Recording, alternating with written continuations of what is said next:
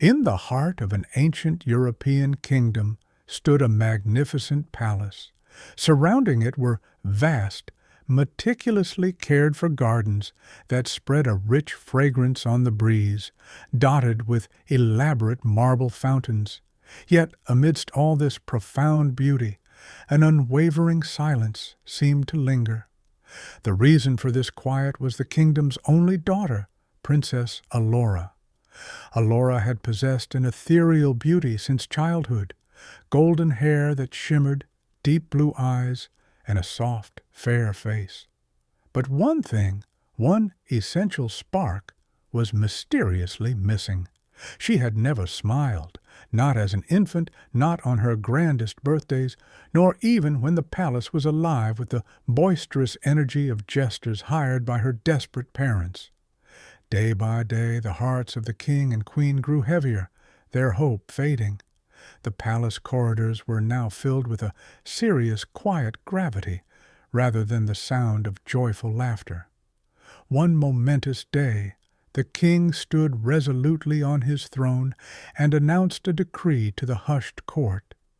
Whoever succeeds in making Princess Alora smile or laugh shall take her hand in marriage and become the heir to the kingdom of Evermare. The announcement was spread far and wide, carried over mountains, across seas, and through distant deserts. The palace doors soon opened, and people began arriving from every corner of the world. A proud prince appeared, clad in shining golden armor, performing daring stunts on his magnificent horse. But when the horse suddenly slipped and fell with a clumsy crash, there was still no change on Alora's face. A boisterous jester followed, juggling brilliant flame torches. Yet, when his pants caught fire and he screamed in panic, Alora's eyes showed only seriousness. Finally, a singer arrived, accompanied by a strange flock of ducks. She sang an odd tune, and the ducks quacked perfectly in rhythm. Everyone nearby laughed at the absurdity, but not Alora. She quietly gazed out the window toward the tranquil garden. The queen sighed, a sound heavy with despair, and said, "It's all useless. No one can unlock the door to our daughter's heart." For the first time in memory, Alora spoke to her kind maid, Mary. "They all wear masks, Mary," she murmured. "All of them show me pretenses. I want laughter, yes, but the kind that is genuinely born of truth." Far from the palace's hustle and bustle, in a small, humble village, lived a simple boy named Adrian.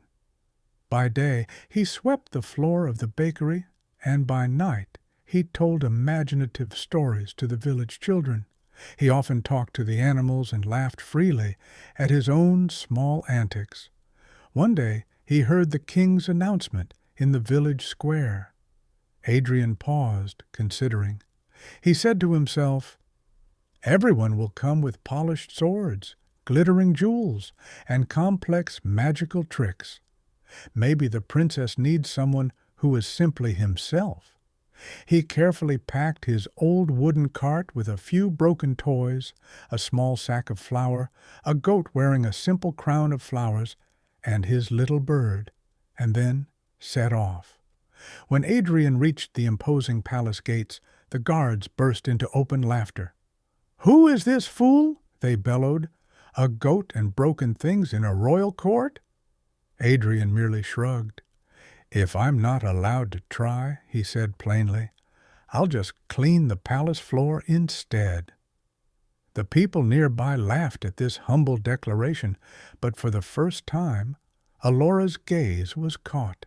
She peeked from her window, and a flicker of curiosity stirred in her heart. Adrian was presented before the court. As he bowed, his worn shirt tore loudly. Water then erupted from a hidden burst pipe in the floor. Alora merely watched silently. Next, he tried to make his goat perform tricks. Instead of jumping gracefully, the goat simply ate his hat.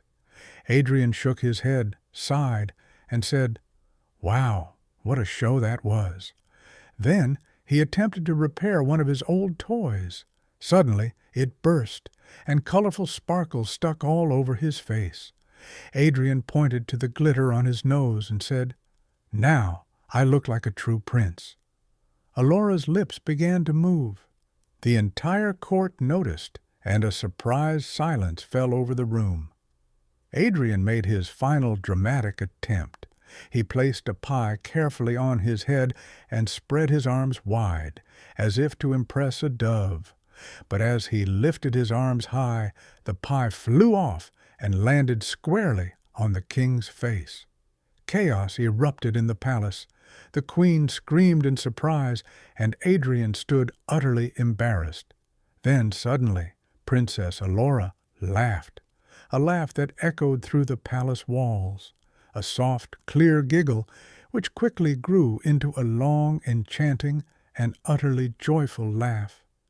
It was the first time anyone had ever heard such pure joy in her voice. The king paused, wiping the creamy pie from his face, and said in utter astonishment, "She is laughing."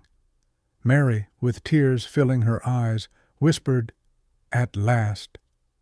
From that day forward, Alora was changed. She often remained serious, but when near Adrian, her heart felt noticeably light. She often thought to herself, "This boy is unlike anyone else." The king declared, "Adrian, you have done the impossible. You have opened the door to my daughter's heart. I am proud of you."